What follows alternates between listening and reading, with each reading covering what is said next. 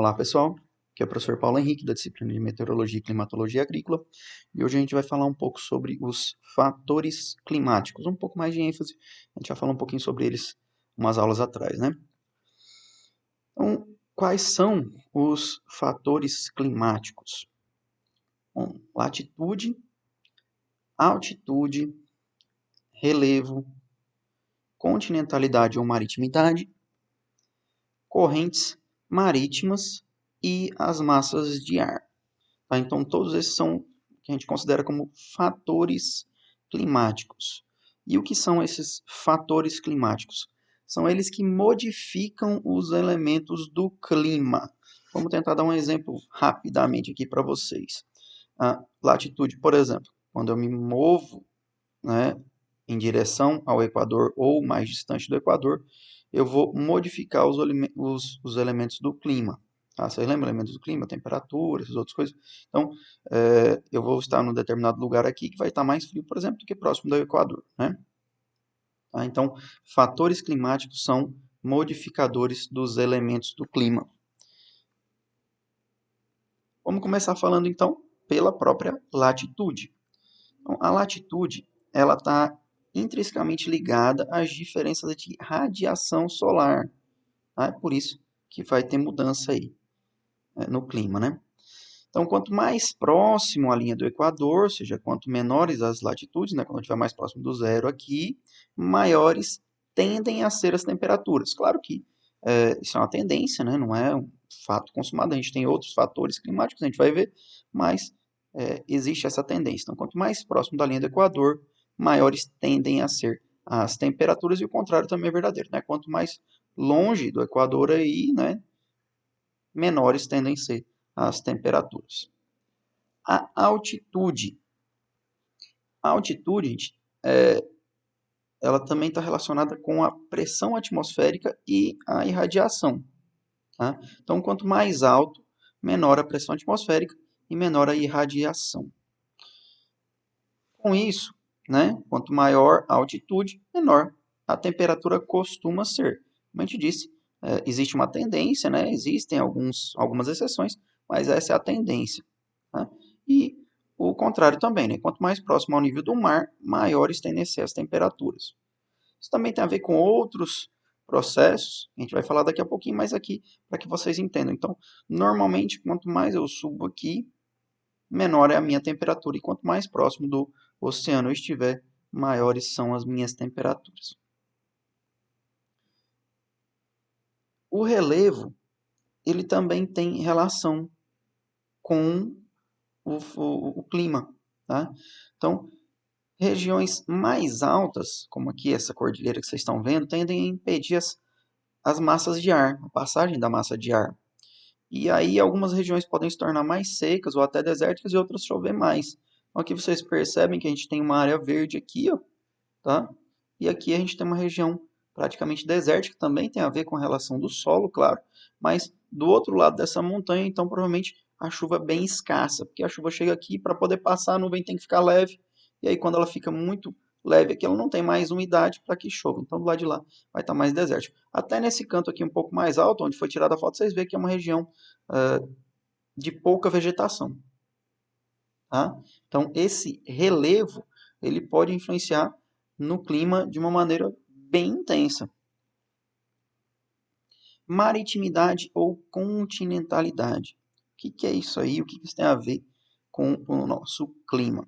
Bom, é a proximidade de um local do mar ou a sua distância, né? Ou a proximidade da região mais continental, certo?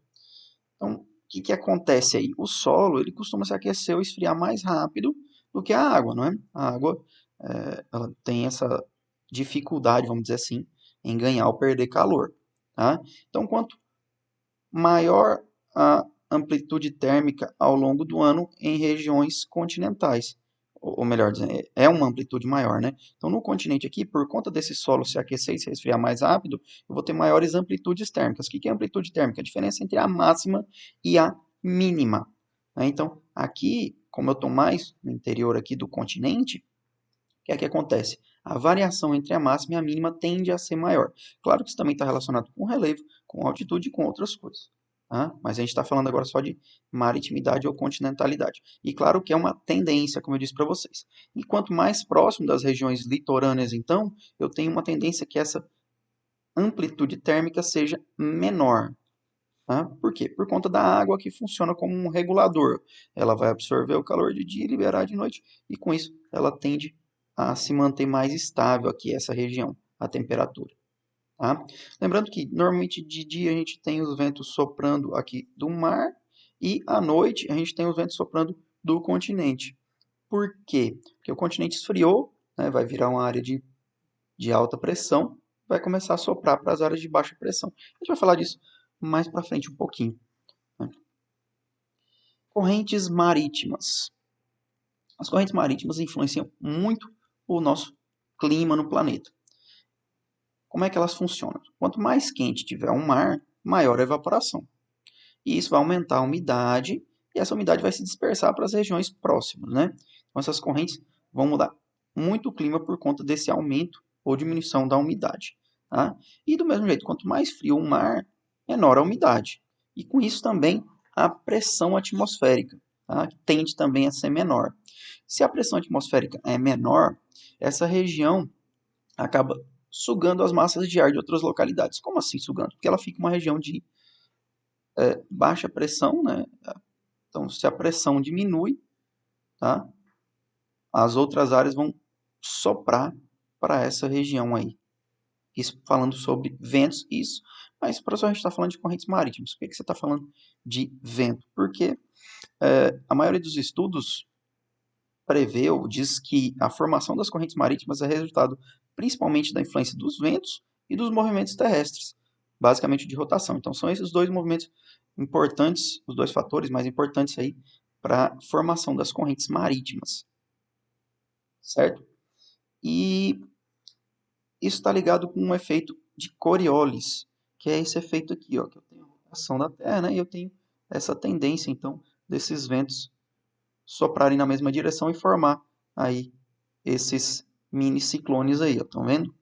Como assim? Bom, no hemisfério norte, os ventos movem-se no sentido horário, estão vendo? Horário, né?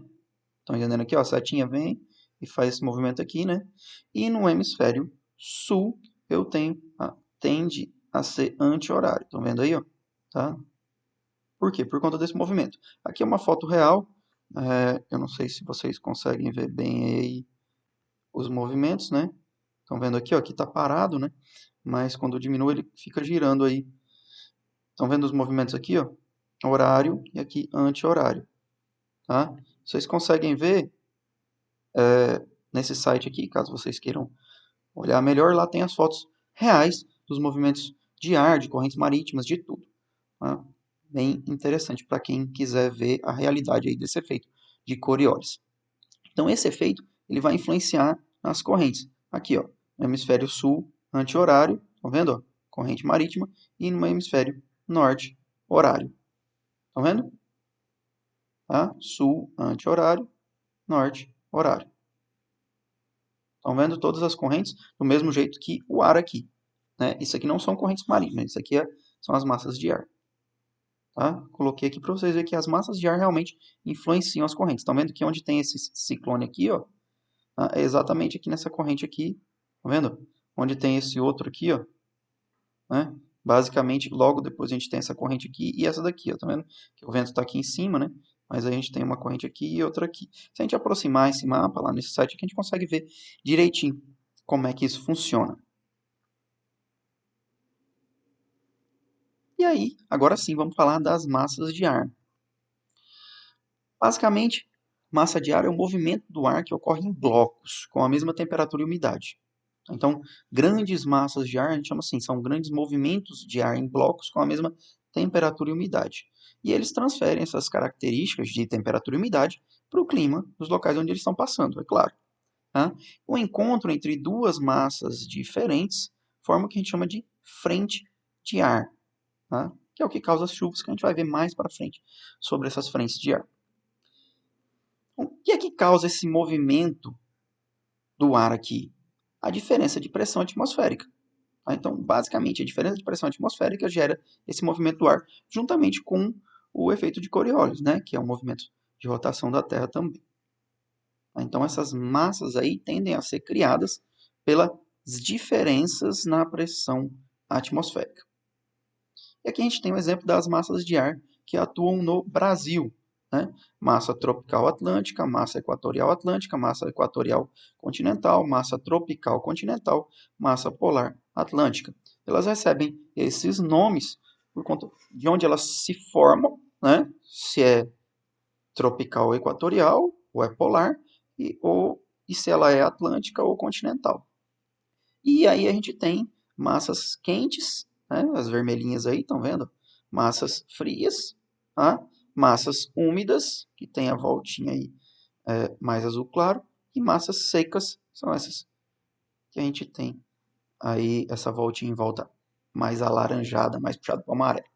Tá? O que é que acontece então? Essas massas de ar, elas existem algumas tendências. Por exemplo, massas originadas aí do oceano tendem a ser úmidas, enquanto que massas geradas no continente tendem a ser secas. A única exceção no mundo inteiro é a equatorial continental, aqui formada mais ou menos em cima da floresta amazônica, tá? Que essa massa é a única massa continental úmida do mundo, certo? E aí sim, as massas polares tendem a ser frias e as equatoriais tendem a ser quentes. As tropicais também tendem a ser um pouco mais quentes. Existe um último ponto que alguns pesquisadores já colocam no ponto de microfatores climáticos, vamos dizer assim, que é a vegetação. Tá? O que é que o pessoal diz então sobre a vegetação? A gente não falou que vegetação era um fator climático lá em cima, lembra? Mas alguns pesquisadores colocam isso como fator climático. Tá? Ela modifica aí a contenção e absorção dos raios solares, vamos dizer assim. Então, essa vegetação aqui, diferentes tipos de vegetação vão ter diferentes absorções de raios solares aí, ou própria contenção, vai modificar o albedo da terra, do solo aí, né? O que é o albedo? Vocês lembram? É a reflexão de raios solares que a massa, que a vegetação ou o solo, enfim, aquele local tem. Então, se ela reflete mais energia, né, ou se ela absorve mais energia, vai com certeza modificar o fator climático. Mas isso a gente diz que é num microambiente, não influencia de maneira global. Mas por que tem gente que fala que a vegetação influencia? Justamente por conta dessa massa aqui, ó, que essa massa é uma massa basicamente úmida, estão vendo? A única no mundo e a única que tem uma floresta desse tamanho. Então, se acredita que isso seja por conta da vegetação. Por isso que está junto esses dois fatores aqui. E como eu disse de novo, esse fator aqui não é considerado pela grande maioria dos especialistas. Tá? Porque daí a gente acaba criando um problema aí, uma relação de ovo-galinha, né? Chove, por isso tem floresta, né? Ou tem floresta, por isso chove, certo? Então fica meio complicado a gente pensar nisso, né? Ah, não, se eu derrubar toda a floresta aqui, vai continuar chovendo, vai continuar crescendo florestas novas e com isso vai... então, sim, chove, por isso tem floresta. Ah, não, não é assim. É porque tem floresta que chove. Tá? Então, são hipóteses difíceis de confirmar, mas existem alguns experimentos aí em andamento que podem dar uma luz aí sobre esse futuro. Uma luz no futuro, melhor dizendo, sobre esse assunto. Né? Então, a elevação da umidade por meio da evapotranspiração, ela ajuda a diminuir as temperaturas e elevar os índices de chuva, aí, na verdade, os índices de umidade, né? Que aí, consequentemente, podem levar à chuva. Isso, claro, pensando numa intervenção humana, né? Por isso que a maioria dos especialistas não considera como fator climático, porque não é um fator natural, né? Eles dizem que se você modificar essa vegetação, eu posso modificar esse microclima, e são esses experimentos que estão em andamento. É claro que isso, em uma pequena escala, pequeníssima escala, em relação a uma grande escala, teria que ser uma floresta muito ampla para fazer alguma diferença, como é o caso da floresta amazônica.